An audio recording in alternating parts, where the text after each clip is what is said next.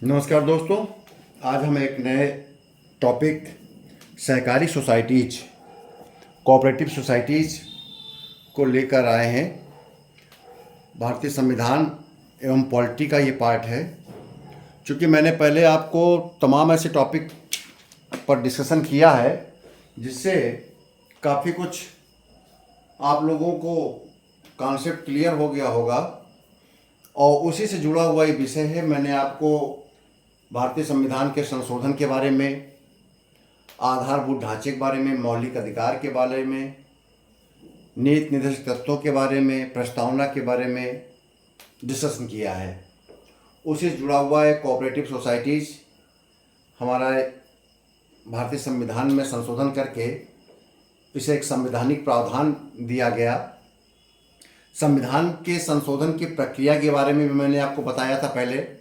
मेरे अगर पुराने वीडियो में जाएंगे और उनका अच्छी तरह से आप बार बार सुनेंगे तो सहकारी सोसाइटियाँ, कोऑपरेटिव सोसाइटीज़ के बारे में आपको बहुत अच्छी तरह जानकारी हो जाएगी। आपके बोर्ड में सामने दिख रहा है कि सहकारी सोसाइटीज कॉन्स्टिट्यूशनल अमेंडमेंट 2011 में 97वां संविधान संशोधन किया गया था। 97th कॉन्स्टिट्यूशनल अमेंडमेंट 2011 किया गया था, जिसे लोकसभा राज्यसभा ने 27/12/2011 को पारित कर दिया था, पास कर दिया था। क्योंकि आपको पता ही है कॉन्स्टिट्यूशनल अमेंडमेंट को 2/3 बहुमत से पास करना होता है। उपस्थित सदस्य संख्या के 2/3 बहुमत और मतदान करने वाले तथा उपस्थित सदस्य के संख्या के टोटल सदस्य संख्या के बहुमत के द्वारा कॉन्स्टिट्यूशनल अमेंडमेंट करना होता है। राष्ट्रपति महोदय ने इस पर 12/11/2012 को इस पर सहमति दे दिया था और ये कॉन्स्टिट्यूशनल अमेंडमेंट गजट में प्रकाशित हो गया था 13 मार्च 2012 को, और इसे अस्तित्व में भी 15/2/2012 को ले आया गया था। ये इसके कॉन्स्टिट्यूशनल प्रोविजंस की बात है। थोड़ा मैं बैकग्राउंड में ले चलूँ आपको। अगर आपको मेरा वीडियो को रिकॉल करने में विलम्ब हो या आपको लगे कि समय लगेगा तो मैं आपको रिकॉल करा दूं कि मैंने आपको बताया था कि कॉन्स्टिट्यूशनल अमेंडमेंट आर्टिकल 368 के द्वारा होता है। और कॉन्स्टिट्यूशनल अमेंडमेंट दो प्रकार से होता है। एक तो होता है कि लोकसभा राज्यसभा के टोटल सदस्य संख्या के बहुमत एवं उपस्थित एवं मतदान करने वाले सदस्यों के 2/3 बहुमत से अगर दोनों पारित कर दें, सदन अलग अलग प्रस्ताव के द्वारा पारित कर दें इस प्रकार से, तो राष्ट्रपति अनुमोदन देना बाध्यकारी होता है राष्ट्रपति महोदय को, और ये संविधान संशोधन होता है। दूसरा तरीका मैंने बताया था कि अगर हमारे फेडरल सिस्टम से संबंधित कोई संशोधन करना है तो संघीय ढांचे को प्रभावित कर रहा है, तो मैंने आपको बताया था कि उसमें लोकसभा और राज्यसभा अलग अलग अपने सदन में टोटल सदस्य संख्या के बहुमत के द्वारा और उपस्थित एवं मतदान करने वाले सदस्य संख्या के 2/3 बहुमत के द्वारा विधेयक को पारित करेंगे, तभी जाकर वो कॉन्स्टिट्यूशनल अमेंडमेंट एक्ट बनेगा। और वो अमेंडमेंट एक्ट बनने से पहले आधे राज्यों का सहमति आएगा, उस पर अपनी पुष्टि आएगी कि हम इसको स्वीकार करते हैं, और ये उन मामलों में होगा जो फेडरल स्ट्रक्चर से जुड़ा होगा। ठीक है। क्योंकि मैं आपको इतना बैकग्राउंड इसलिए बता रहा हूँ क्योंकि सहकारी सोसाइटी और कोऑपरेटिव सोसाइटी जो संविधान संशोधन अधिनियम 97 पारित किया गया था वो बाद में विवादास्पद हुआ था। तो उस विवाद के बैकग्राउंड में जाने के पहले की मैं परिस्थितियाँ आपको बता रहा हूँ कि भारत में संविधान के 2 तरीके हैं। आपको अगर संविधान को थोड़ा सा आपने समझ लिया तो आपको सारे हाई कोर्ट, सुप्रीम कोर्ट के डिसीजन जो आया करेंगे और समाचार पत्रों में पढ़ेंगे तो आपको बड़ा आनंद आएगा, क्योंकि आपका बेसिक मजबूत होगा कॉन्स्टिट्यूशन का। तो ये जब संविधान संशोधन पारित किया गया 97वां, तो इन्होंने संविधान में कुछ चीज़ों को जोड़ दिया। संविधान का पार्ट 19B जोड़ा और संविधान के अनुच्छेद 243ZS से 243ZT जोड़ा। आपको याद आ रहा होगा कि मैंने आपको पंचायती राज पढ़ाया था, तो पंचायती राज भी 243 में था। तो 243 में जो पंचायती राज था उसी में ही आगे बढ़ाया गया है। 243 में ही पंचायती राज है, 243 में ही नगर पालिकाएँ हैं और 243 में ही सहकारी सोसाइटीज़ को जोड़ दिया गया है। ये क्योंकि इसमें अनुसूची नहीं जोड़ी गई है, उसमें आपको 11वीं 12वीं अनुसूची जोड़ी गई थी। तो याद रखिएगा कि प्री में भी कभी कभी क्वेश्चन आता है। अब ये जो आपका मेरा वीडियो है और मेरे लेक्चर है, इसमें सभी प्रकार के अभ्यर्थी इसको सुन रहे हैं, UP PCS, MP PCS, civil services, तमाम प्रकार के, वो सब कहीं ना कहीं क्वेश्चन ऑब्जेक्टिव टाइप भी आएगा। तो इसमें संविधान के अनुच्छेद 19(1)(c) भी जोड़ा गया, जिसमें संघ बनाने का अधिकार है आपके मौलिक अधिकार में। तो उसी में 19(1)(c) में जोड़ दिया गया कि कोऑपरेटिव बनाने का भी अधिकार होगा। अनुच्छेद 43(b) में आपका जोड़ दिया गया कोऑपरेटिव सोसाइटीज के बारे में। 43(b) नीति निर्देशक तत्वों का उल्लेख करता है। ठीक है, तो देखिए भारतीय ये जो संविधान संशोधन किया गया हमारे संविधान में, तो क्या क्या जोड़ा गया। संविधान का पार्ट 9 भी जोड़ा गया, संविधान के अनुच्छेद 243(ZH) और 243(ZT) जोड़ा गया, और संविधान का अनुच्छेद 19(1)(c) और अनुच्छेद 43(b) जोड़ा गया। इनको याद कर लीजिएगा। ठीक है, तो और ये ZH से लेकर और ZT तक क्या क्या चीज़ें हैं इसमें हमने आपको स्क्रीन में लिख रखा है, इसके आप नोट्स बना लीजिएगा।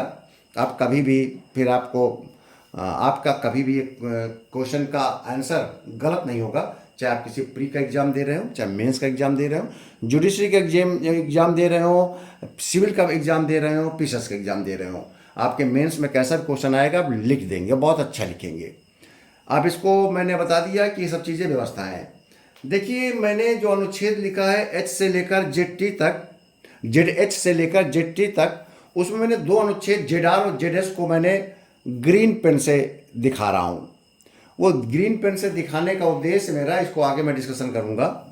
अब जब इसे लागू कर दिया गया आपका 15 फरवरी 2012 को, तो ये मामला चला गया हाई कोर्ट गुजरात।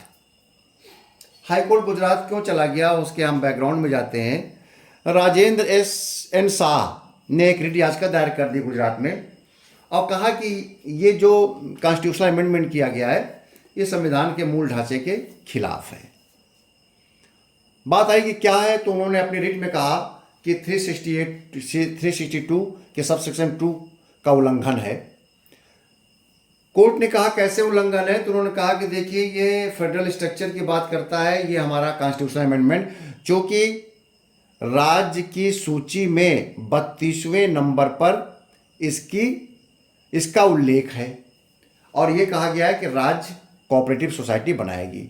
जब ये विषय राज्य का है कोऑपरेटिव सोसाइटी का, तो केंद्र को कानून बनाने से पहले, भारत सरकार को कानून बनाने से पहले या कानून बनाने के बाद आधे राज्यों की सहमति लेना अनिवार्य था, और आधे राज्यों की सहमति के लेने के पहले इसको अधिसूचित नहीं किया जा सकता था। जैसे आपको मैंने याद दिलाया था, जब पंचायती राज एक्ट आया था तो मैंने कहा था कि इसे 1993 में लागू तो कर दिया गया था, अप्रैल में इसे पारित हो गया था।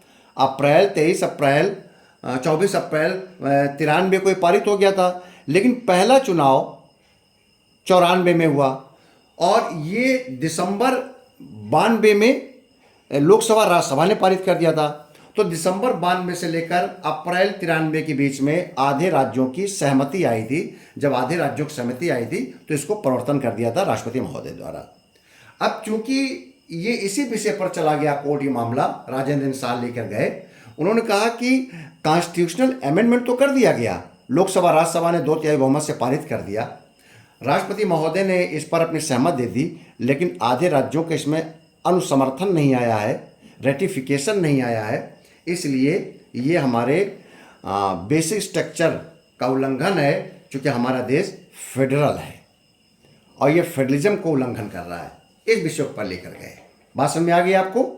क्या इशू बनाया? इन्होंने कहा कि चूंकि फेडरल स्ट्रक्चर से जुड़ा हुआ यह विषय है, इसलिए कम से कम आधे राज्य, देश में जितने राज्य हैं उनमें से आधे राज्यों का अनुसमर्थन, रेटिफिकेशन, पुष्टि आनी चाहिए कि हम इसको स्वीकार करते हैं, जो नहीं आया और इसे लागू कर दिया गया। गुजरात हाईकोर्ट ने यह सही माना और कहा कि ये संविधान, ये जो आपका कॉन्स्टिट्यूशनल अमेंडमेंट है, ये असंवैधानिक है। और ये मामला सरकार, भारत सरकार, union of India, union of India इस मामले को लेके गई सुप्रीम कोर्ट। सुप्रीम कोर्ट ने, तो इसको बोलते हैं union of India versus Rajendra and Shah का जो प्रकरण है, ये जब सुप्रीम कोर्ट में आया तो सुप्रीम कोर्ट में तीन न्यायाधीशों की पीठ थी। उसमें न्यायमूर्ति आर एफ नरीमन, न्यायमूर्ति के एम जोसेफ और न्यायमूर्ति बी आर गवई, 3 सदस्यीय खंडपीठ ने इस पर विशद इसका परीक्षण किया और उनको भी लगा कि आर्टिकल 362 का सब सेक्शन 2 का यहाँ उल्लंघन हुआ है। आधे राज्यों की पुष्टि कराया जाना अनिवार्य था। ठीक है। और ये कहा कि इसमें 2 जो अनुच्छेद है, देखिए जो मैंने ग्रीन से किया है अंडरलाइन, 243 जेडआर और 243 जेडएस।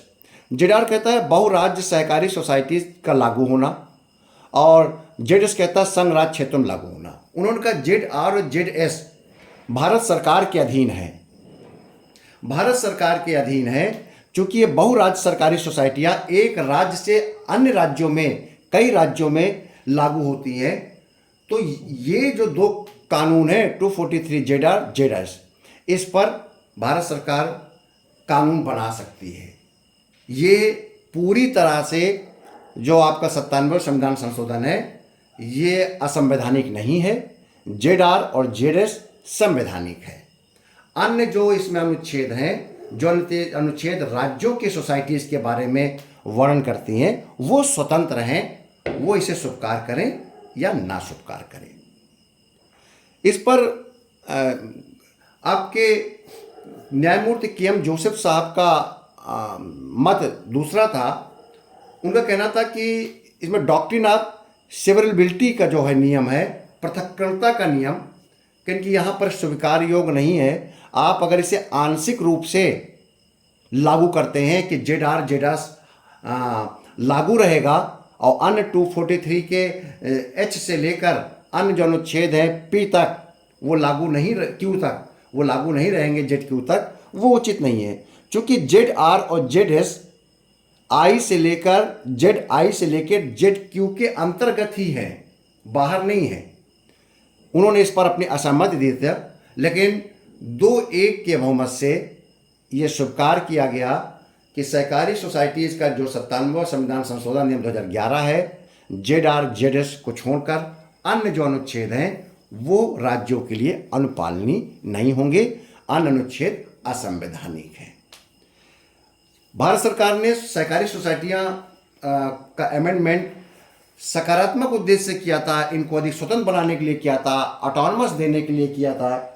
ये माना था कि ये आर्थिक रूप से मजबूती उपलब्ध होगी, प्रजातांत्रिक तरीके से काम करेंगे, पेशेवर तरीके से काम करेंगे, इनके कार्यकाल की स्वतंत्रता दी गई है, कार्यकाल के 5 वर्ष की स्थायी दिया गया है, इनके कार्य के आपका जो एनुअल जनरल मीटिंग है इसका उल्लेख किया गया है, कर्तव्य दायित्वों का स्पष्ट उल्लेख किया गया है, समयांतर्गत चुनाव का उल्लेख किया गया है।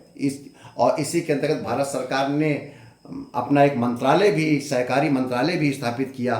तो एक पॉजिटिव पॉइंट ऑफ व्यू से, इकोनॉमिकली रूप से मजबूत करने से, आपका ग्रुप बनाने से, सोसाइटीज़ बनाने के उद्देश्य से, ऋण के लिए, बचत के लिए, विभिन्न प्रकार के काम करती सोसाइटीज़, उन उद्देश्यों के लिए बनाया है। लेकिन ये 97वें संविधान संशोधन अधिनियम जो पारित किया गया था, इसमें विवाद उत्पन्न हुआ और आपको मैंने बता दिया गुजरात हाई कोर्ट ने क्या डिसीजन दिया, सुप्रीम कोर्ट ने क्या डिसीजन दिया। मेरे अपने मानना है कि आपको सहकारी सोसाइटीज़ के अमेंडमेंट 97 के बारे में अच्छी तरह से जानकारी मिल गई होगी। इसको आप नोट कर लीजिए और इस पर किसी प्रकार का आपको कोई अनिश्चितता हो या किसी बिंदु पर आपका क्लियरेंस ना हो तो मेरे कमेंट्स बॉक्स पर आप जाइए और उस पर आप अपना मत अंकित कीजिए या अपना क्वेरी अंकित कीजिए, उसका जवाब अवश्य दिया जाएगा। धन्यवाद।